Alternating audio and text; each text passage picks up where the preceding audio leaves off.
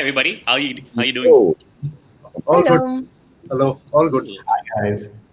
Cool. Let me just introduce the session really quick to all the viewers. This is In the Mix, which is actually hosted by Jamsteady, which is based out of Calcutta, as well as Skinny Mo's Jazz Club, again based out of Calcutta. And this is a session that they kind of get people from the music industry together and kind of talk about different things that are happening within the space. And they have kind of reached out to us this time, and we are out here talking about the evolution of jazz, which is a very, very, very, very large subject. And we're going to try to cover that in as short of amount of time as possible, because we have an amazing host of people here. And I think I'd like to kind of introduce everybody, and maybe everybody can introduce themselves really quickly as well. So maybe we start on the top left of the screen. I think that's, for me, is Bodhi. So is Bodhi everybody's top left? Yeah. Yes. Hi, everyone. Thanks for tuning in. My name is Bodhisattwa Ghosh, and I have a band, like a new age jazz fusion or whatever kind of band called the Bodhisattwa Trio. And I'm really happy to be here. Dog Jazz. Bodhi's amazing. I'm so happy that there's such wonderful people over here. This is great. I'm Arjun Sagar Gupta. I run some clubs under the name of the Piano Man in New Delhi. Hi, everyone, and whoever's online. Oh, sorry, it's me. I'm Tanish Thakkar. I'm Tanish Thakkar, and I am a part of Gategrash and also a part of Jazz in India, which is an online community which we're trying to kind of take jazz as a genre to a larger audience group in India. So excited to be a part of this panel and discussion and fireside chat, whatever this is, and look forward to seeing what comes out of this conversation. Are we going left, or I think it's Emma next? Oh, Emma. Hi, everyone. So I'm Emma. I work with Tanish. I run this music agency called Gategrash. We organize concerts, we organize festivals, we invite foreign bands to India, and we collaborate with embassies and music export offices in Europe mostly. And we also run this online platform, jazzinindia.com, and the social media related to it. Paddy? This way. This way. Okay, I'm going to try that too. Nice trick, Emma. Hi, everybody. I'm Paddy, and I play Afro-Cuban jazz piano. Yeah. All right. Paddy, a little more information. Yeah, come on. He's not Paddy. He's Who's Your Paddy. Who's your Paddy? Come on, let's go to Karan. We're still waiting for you to say something more. We'll come back to you. What more? I teach guys, music. I love breakfast. Go, Karan. No, but you're also you're an educator. You're mentor. We'll come back to that. We're going to come back to you, Paddy. Well, he's yeah. Okay. We'll talk about it. All right. Coming back to you, Paddy. We're going to put you in the spotlight soon. Okay, guys, I'm Karan Khosla. I work with the Goa Jazz Academy here in Goa. I'm a guitar player, and that's it. Yep. Resident cutie. Look who's saying. Talk more. That's it. Following your lead.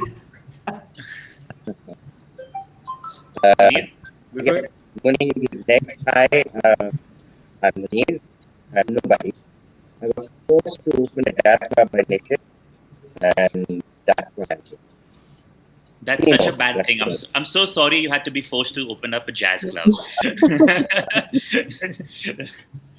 But I mean, I'd like to say, like, there's a really diverse bunch of people here at this panel. People who are running jazz clubs, jazz schools. Emma, who's been doing a lot of stuff from in jazz and bringing music to India. Munir, along as Bodhi and Paddy. And honestly, this discussion, I mean, I don't even know where to start. I really don't. But the whole idea of having this conversation with all of you was to kind of, chart out a little bit about where jazz started in India and where it is now, basically. Since we all work in today's modern day jazz scenario, whatever that is, we won't dwell a lot on what the past in India had, but let's kind of talk about how it's where it started and maybe where it is probably going as well and where we are. Because you are beginning to see some amazing jazz acts coming out of India, and jazz no longer is what jazz was. And always we have so many new elements of jazz that are incorporated into different genres of music which are incorporated into jazz now as well, because you have neo soul, funk, disco, Afro, electronic, hip hop, the list goes on. Dark jazz, punk jazz. So encompassing all of that and kind of talking about how the audience is evolving along with it as well, and how the scenario in India is changing, and being receptive of this kind of genre as well is something where I would like to probably take this discussion to. Anybody want to start off with something? I actually think it'll be great to. I mean, Emma's somebody who's been working in this specific space for, I think, the longest. Long time. and we've had so many conversations over the years, and she's been through so much. I'd love to actually hear your perspective on, right in the beginning, why you decided that jazz was the right thing to do in India before, when we were all sort of, it's extremely selfish. I wanted to do it for myself because I wanted to listen to jazz music. I think that's exactly why Munir started a jazz club in Calcutta. It's because he wanted to listen, and you started a jazz club. It's the same. But I'd love to know what the environment was in the country then. And we're talking about late 2000s, 2008, 9, 2010 approximately. No, earlier than that, 2005, 6. Yeah, I first came to India in 2004. I was in Calcutta. Yeah. And then I worked for Blue Frog in Mumbai from 2008 to 2012. And I think Blue Frog was one of the first live music venue that wanted to do all kind of music, especially jazz. It was quite new and it was crazy to start this at that time. We had some very successful nights. We had some failures also, which happens when you run a club, right, Arjun? Yeah, I mean, that's life. I think to make it brief from my point of view, I think I saw an evolution of the jazz scene and the jazz audience throughout the last 10 years, that became younger and younger. And for me, that was the most surprising and really unexpected evolution, because jazz I've heard so many times that jazz is old and boring, and I don't like jazz. I've heard this so many times. And actually, more and more, and I think it's thanks to more events, because people are more exposed to events, but also to the schools. Karan is one of the person who started, who actually active in this. But there's also TSM in Mumbai. There's also GMI in Delhi. There's also school in Chennai. Sam. Yes, Sam. And I think these schools, for me, my opinion is that it started to create an audience. To educate young musicians about jazz. Therefore, they wanted to play jazz. They discovered that jazz is actually cool and fun, and you can do a lot of things with jazz. And then their friends started listening to jazz, and their friends of friends started to think that jazz is actually cool and fun. and then they started playing. And then, I mean, right now, not right now, but before the COVID, you could go to the Little Door in Andheri in Mumbai and have a packed house with young kids, like 18, 20 years old kids who are watching jazz, rock, experimental music played by Indian musicians, which I think was completely something I've never seen even at Blue Frog 10 years ago. So that's really cool. But if we cycle back to, say, 5 decades before that, late 1950s, 1960s, I mean, obviously I wasn't around then, but there's these beautiful stories that you hear I heard from my teacher and from other people as well. Paddy, your video's gone. Yeah. I can't talk if I can't see a view. But we hear about Duke Ellington touring India, which is just holy cow. Somebody like that actually came to India. And you fast forward to the 80s and the mid 80s. And guys, my information is really spotty, so you can fill in, since Tanish wanted to start about the history of jazz in India. Sorry, I finished. I started by the end. No, but I'm just trying to I'm trying to correlate. In the mid 80s, you had the jazz yatra that began from Mumbai and Delhi and spread across, and that went on for a good 20 plus years. And they brought in some incredible. My first exposure to jazz, live jazz, was through some of the jazz yatra concerts. I remember the first time I saw an upright bass in front of me was Hans Mantel, the Dutch bass player. Mm-hmm. And I was just like, holy shit, what is this instrument? It's gorgeous. And Hans Mantel was about 2 feet shorter than his bass, which is another wow, that can happen. But does anyone know? I'd love to hear some more anecdotes from. I'd like to hear from Munir. Yeah, Munir. Munir, what are your memories of early jazz in India? Like Emma was saying, there's a lot of interesting stories and the thing about what happened in India in jazz. I mean, way back in the 1920s. So, right. When I was in New York studying, I used to go to the New York Public Library and look up stuff on jazz in India. And there was stuff from 1920s onwards where initially it was not jazz bands that were imported into India from Europe, but it was bands that played polkas and waltz for parties here, all party music. And in the 30s, it started coming jazz, and well, even before that, when there's this guy, I forget his name, Jimmy Lequim, whatever, French guy, I think, who in fact had the first jazz pressing in Calcutta at Dum Dum outside in 1922 or 26, something like that. And then the whole thing of jazz at that time, I mean, I'm talking about 30s, 40s and stuff, was all to do with this whole aristocratic people having parties. Indians were not allowed into any of the clubs, Saturday Club, Dollygun Club, whatever it is, into a lot of the hotels as well. But there was a whole myriad of musicians, Russian, Armenian, you name it, American, European, whatever it is. And then World War II is when the whole jazz scene takes off, where American GIs are placed. There's a huge camp south of Takuria Lake. 4,000, 5,000 GIs a year. All the clubs start getting full of people. In fact, there's an anecdote of there was at one point the Grand Hotel where the main jazz venue was, Winter Garden. They'd be jazz every night. There were bands by then from international people, but Indians, Goans, Anglo-Indians mainly, and Goans joined. And the amount, this is the first time they're saying that, even Black American musicians came in, was in the 30s. Roy Butler, this guy, saxophonist, and what is his name? Chocolate. I think he was Indian, but I'm not sure. Yes, he was. But he was, right? So, the interesting thing is that it was a myriad of people from all over here, maybe because of the war, or maybe because it was still colonial time, British, the Europeans were here, whatever, Calcutta, Bombay, especially. And unfortunately, once this whole thing of colonialism and independence happened, and we moved out till the 50s and 60s, it continued, and then after that, it's really waned out in terms of a predominant music. Of course, it was also the dance music, which is why it was predominant in the politics.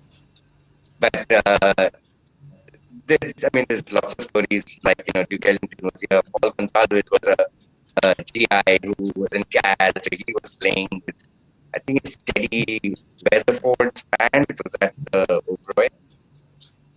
And a lot of people. Jimmy Witherspoon was here, also a GI for a while, playing. So the interesting thing was, for me, when I was just reading this stuff, is that the amount of people coming into Calcutta and Bombay from all over the place, and jazz stuff happening, in the clubs, in all the clubs and the main hotels. And I was looking at it, thinking what Emma said. Now I wish we could have such a situation where, not because of just music, but because of some other situation, the flow of people, musicians into this country would happen, and create another pool of musicians happening, interaction happening. The whole. I mean, that time it was the whole Goan and Anglo-Indian community, which was already in music, was church music, learning jazz and becoming great jazz artists on their own accord. But and now I guess we have access. Bodhi or Paddy are influenced by all people all over the world. They're traveling everywhere. I wish there was more coming through Calcutta, Bombay, so that this history would continue of influences happening here, interactions happening here in the country itself. Munir, I'm sorry, but we can't hear you very well. Yeah. And it's surely extremely interesting, and I'd love to hear you better. Can you maybe use a mic? Either a mic, or if you can shift your device angle in a better way where the microphone is facing towards you a bit more. But maybe I think this is less of an issue of the microphone. I think it's more an internet connectivity. It's the internet. The quantization of the sound, Yeah, I think it's the internet. Is it broken? Can you hear me? Yeah, it's very broken. Oh, all right. Maybe I'm not supposed to speak. I will listen. No, that was really insightful. I think it was sounding so interesting, but then in fact there are people also online on YouTube who are saying that So I mean, I think in terms of what Munir was saying, what we did at Jazz in India was we took Naresh Fernandez's book Taj Mahal Foxtrot, and we did Foxtrot, and it was actually really amazing to go through that book and kind of learn about the jazz history that came and how it came about. A very interesting thing about how jazz came to India and Asia was because of cruise ships that were constantly coming to Asia from the West, and they carried musicians along with them to entertain the guests at cruise ships. And every time a ship would dock in Bombay or Calcutta or Tokyo or Bangkok, these musicians would get out and they would start playing shows in these cities.